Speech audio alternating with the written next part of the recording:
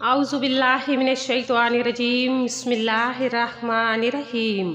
شروع اس پاک پروردگار کے نام سے جو تمام جہانوں کا اکیلا وارث ہے، جو وحدہ لا شریک ہے اور وہ ہر چیز پر قادر ہے۔ ہمارے چینل کے معزز سامعین و ناظرین، السلام علیکم۔ معزز سامعین، آج جو وظیفہ میں آپ کے ساتھ شیئر کرنے والی ہوں، یہ بڑا بابرکت وظیفہ ہے۔ یہ امام علیہ السلام سے منقول ہے۔ جو بندہ ماہ رمضان کے آنے سے پہلے اس عمل کو کر لیتا ہے، اللہ پاک اس کی تمام حاجات کو قبول فرما لیتا ہے۔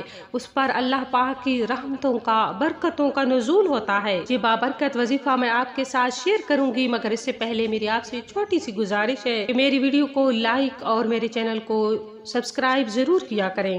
حضرت امام سجاد علیہ السلام نے اپنی بارگاہ میں لوگوں سے ارشاد فرمایا کہ اے لوگو، شعبان کے آخری ہفتے میں دن میں روزہ رکھا کرو اور رات میں خوب قیام کیا کرو، کیونکہ اللہ تعالیٰ کا فرمان ہے کہ جو بندہ رمضان المبارک کے آنے سے پہلے توبہ کر لیتا ہے، اپنے گناہوں کی بخشش مانگ لیتا ہے، تو مجھے اپنے وحدانیت کی قسم ہے کہ میں اسے معاف فرما دیتا ہوں، تاکہ میرا بندہ پاک صاف ہو کر میرے پاک مہینے رمضان المبارک میں داخل ہو جائے، میرے اس پاک مہینے میں اس پر میری رحمتوں کا، میری برکتوں کا نزول ہو۔ تو لوگوں میں سے ایک شخص بولا کہ یا امام علیہ السلام، ہمیں کوئی ایسا عمل بتائیں جو ہم شعبان المعظم میں کریں اور اس کا فائدہ ہمیں رمضان المبارک میں ہو۔